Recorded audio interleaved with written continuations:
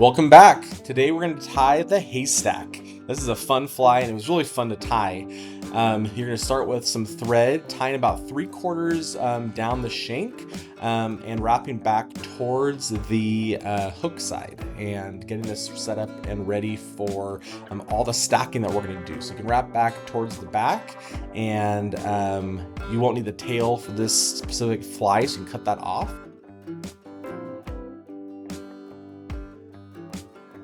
I'm using elk hair. You can use deer hair and different types of hair. You want a nice thick amount to really be able to get started and get this stack looking good. And so I did some pinches to really get this set up centered on the hook before starting to put some pressure on it. And I did notice with this, as I started to put some tension on the thread itself, that I did want to twist around, and so I had to adjust it a few times and hold it on. And thankfully on this fly it is okay if there is some wrap around the shank itself as it kind of spreads out, but you do have to keep repositioning it while you wrap this first set of hair on.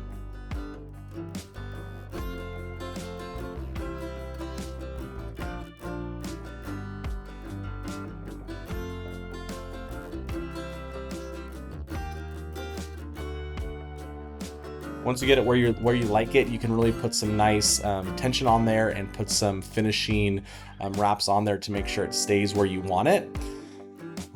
All this tail stuff you're not going to need, so you can cut it, and the more of a taper you cut it at, the better it's going to help you out while you tie the back part. I was semi-successful at tying or cutting a taper, but taper it on back, and then you're going to begin to wrap and form the body part of this haystack.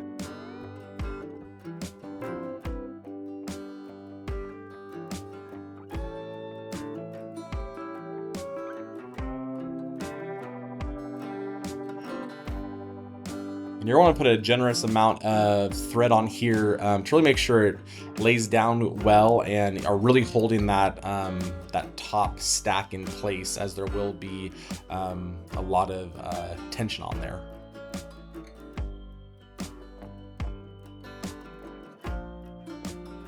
All right, once you get back, you work on the tail, and I used the exact same hair that I used on the front in the back, and a pretty similar process. Line it up so that there's a decent amount of overhang off the back, and I did some pinch loops just to kind of keep it centered before I started putting too much real tension on there. And again, it did want to move around a little bit on me, so it took some readjusting on here, especially with those tails really trying to grab the thread. Please like this video, leave a comment down below of some things maybe you've learned while tying the haystack, and subscribe. Follow along through the eyes of a novice as we learn how to tie flies together. Again, getting this tension down and really trying to hold it in place with some nice loops with some more tension once that tail is where you want it.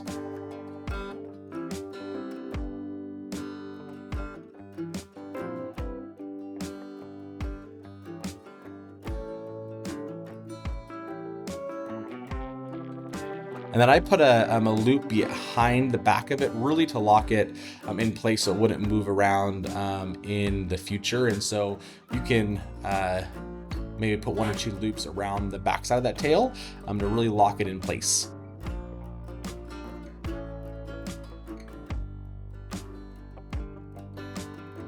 And then all that back part you can trim off, and make sure that you don't trim off any of the hair on the front. You only get the tail portion that you don't want on there. So it took some intentionality and focus to not cut the front part off.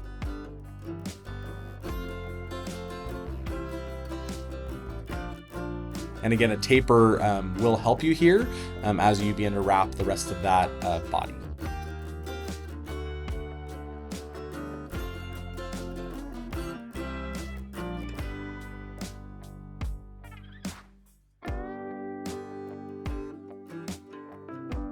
few passes of thread here will get all those hairs stuck down in a smooth way. And it's beginning to look like a pretty decent fly as we keep going. Next, you're going to want to work on the head part and really trying to get this to display the way that you want. So a few wraps along the front to get this to stand up, not completely at a 90 degree, but maybe a little bit more leaning forward. And you have to play with it a little bit to get it to display how you would want it to, so that it sticks, again, up, leaning forward. And then you can turn the fly a little bit and look at it from a few different angles, so that it does spread out, and you can use your finger to kind of have it fan out the way that you'd want it to lay before really putting some tension on there to lock it in.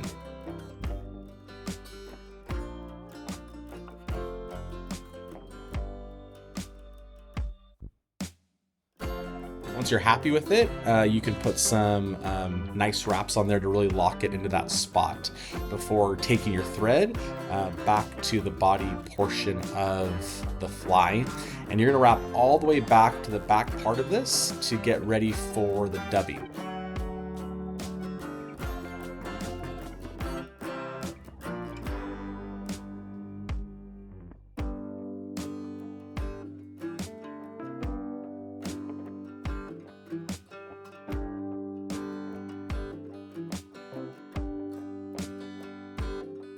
Wet the thread with some spit or some wax, and I'm using some Adam's gray dubbing.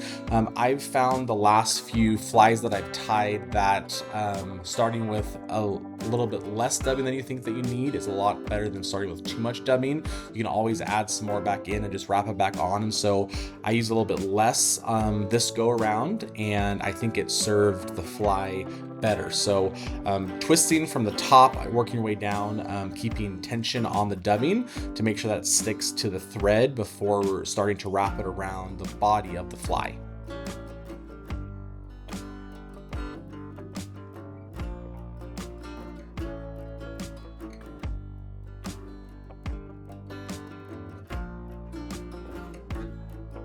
You begin to wrap this around the body of the fly and trying to fill in all the space between the head and the tail with this dubbing, covering up the center part, and laying it down pretty thick with about medium tension on the thread itself.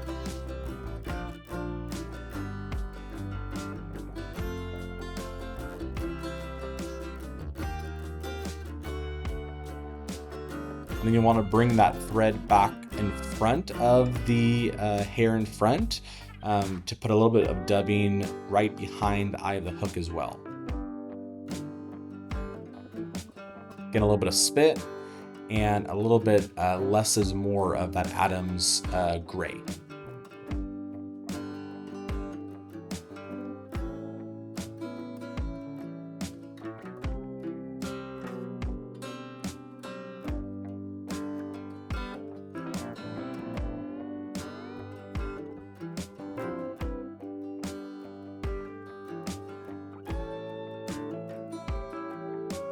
And the same thing, you can, with medium tension on the thread, wrap that dubbing moving towards the eye of the hook.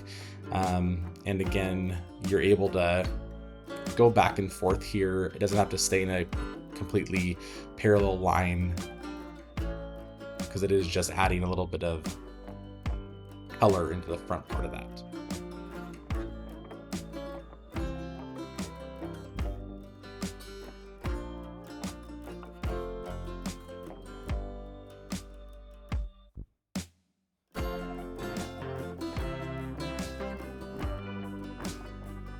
Once you're happy with it, you can put a few more loops around, and then you can get ready to whip finish the top of this fly.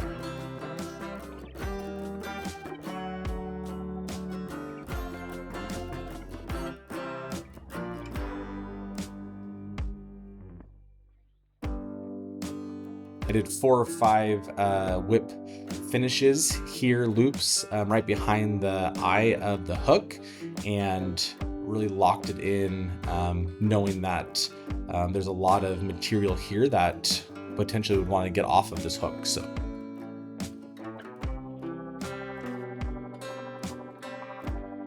pull it tight and give it a snip.